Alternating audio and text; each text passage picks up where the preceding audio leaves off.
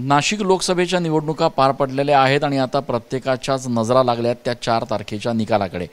नाशिकच्या लोकसभेच्या निवडणुकांमध्ये सगळ्यात चर्चेत राहिले ते स्वामी शांतिगिरीजी महाराज। आपल्यासोबत स्वतः शांतिगिरीजी महाराज आहेत आणि सगळ्यात महत्त्वाचं म्हणजे शांतिगिरीजी महाराज पंतप्रधान नरेंद्र मोदी यांच्या प्रचारासाठी काशीला रवाना होत आहेत। महाराज, नेमकं काय याच्या मागचं कारण आहे की आपण पंतप्रधानांचा प्रचार करण्यासाठी काशीला निघाला आहात? ओम जगद्गुरु जनार्दन मुनिजी महाराज भारत मातेचे वंदन करून की प्रत्येकाचं कोणीतरी एक मॉडेल असतं। मॉडेल म्हणजे एक प्रत्येकाचं एक आदर्श असतं आणि म्हणून राजकारणामध्ये आमचे आदर्श मोदीजी आहेत।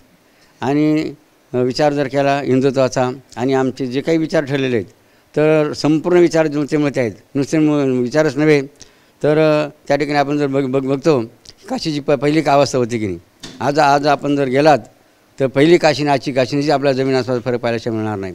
आणि आपण पाहतो की आतापर्यंत अनेक पंतप्रधान या भारतामध्ये येऊन गेले, मात्र त्यांनी ज्या पद्धतीने काशी असेल किंवा अयोध्या असेल जे काही जनताजन अपेक्षित होतं तिथली धार्मिक स्थानं असतील किंवा ते राम जन्मभूमी असेल त्या आणि योगायोग म्हणजे त्यांना योगी आदित्यनाथ या ठिकाणी साथीला मिळाले। या दृष्टिकोनातून त्या काशीला जाण्याचा आमचा मुद्दा म्हणजे की ते आमचे एक आपले ते कोण आहे आदर्श आपले ते एक आदर्श आहेत। हे आदर्श नेतृत्व आहे राजकारणामध्ये आमचं आहेत आणि म्हणून आम्ही की आपल्याला या देशाचा विचार जर केला असेच माणसं या ठिकाणी देशाला नेतृत्वाची गरज आहे। मग त्या दृष्टिकोनातून पहिल्यापासून आमचा मुद्दा केला आम्ही की लढा राष्ट्रहिताचा संकल्पशुद्ध राजकारणाचा या माध्यमातून चांगलीच माणसं राजकारणात आली पाहिजेत आणि राजकारण हे चांगल्याच माणसाचं काम आहे। ओएसिस फर्टिलिटीच्या तज्ञांनी IVF उपचार पद्धतीद्वारे 1 लाखांहून अधिक जोडप्यांना मातृत्व प्राप्तीचा आनंद दिला आहे। मोफत अपॉइंटमेंट बुक करण्यासाठी आजच संपर्क साधा। पण महाराज, मग तसं होतं तर मग भाजपकडून आपल्याला सातत्यानं या ठिकाणी विनंती करण्यात आली होती की आपण निवडणूक लढू नये। थेट पंतप्रधानांनी देखील आपल्याला या ठिकाणी सभेला आले असता चर्चेला निमंत्रण धाडलं होतं, आपण त्या ठिकाणी गेला नाहीत, मग काय कारण? बघा ते कारण मुख्य मुद्दा असा आहे की इथला आम्ही स्थानिक हा मतदारसंघाचा विचार केला। या ठिकाणी या ठिकाणी आम्ही देशाचा विचार नाही केला, आम्ही या ठिकाणी स्थानिक नेतृत्वाचा विचार केला। म्हणून त्या दृष्टिकोनातून आम्ही हा मुद्दा इथं विचारला होता की स्थानिकमध्ये आम्ही माघार घेणार नाहीत म्हणून। अच्छा, पण महाराज, मग आता आपण काशीला पंतप्रधानांच्या प्रचारासाठी जात आहात, नेमका प्रचार कसा करणार? आपण सक्रिय प्रचार करणार, थेट मैदानात उतरून प्रचार करणार का आपल्या अनुयायांच्या माध्यमातून प्रचार असणार? त्या ठिकाणी बघा आमचे साधू संत आहेत की आमचे अनुयायी आहेत, या माध्यमातून या ठिकाणी त्या ठिकाणी त्यांचा प्रचार करणार आहोत।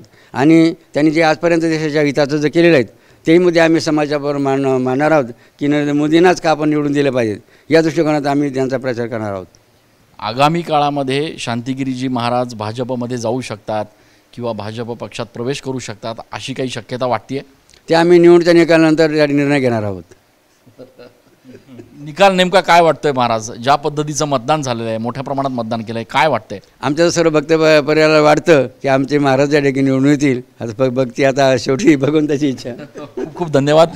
शांतिगिरीजी महाराज पंतप्रधान नरेंद्र मोदी यांच्या प्रचारासाठी सक्रिय राहून या ठिकाणी प्रचार करण्यासाठी काशीकडे रवाना होत आहेत आणि त्यामुळे आता निवडणुकीच्या निकालानंतर आम्ही पुढची भूमिका घेऊ असे संकेत स्वामी शांतिगिरीजी महाराज यांनी दिलेले आहेत। कॅमेरा पर्सन आकाश येवलेसह मी चंदन पूजा अधिकारी, TV9 मराठी।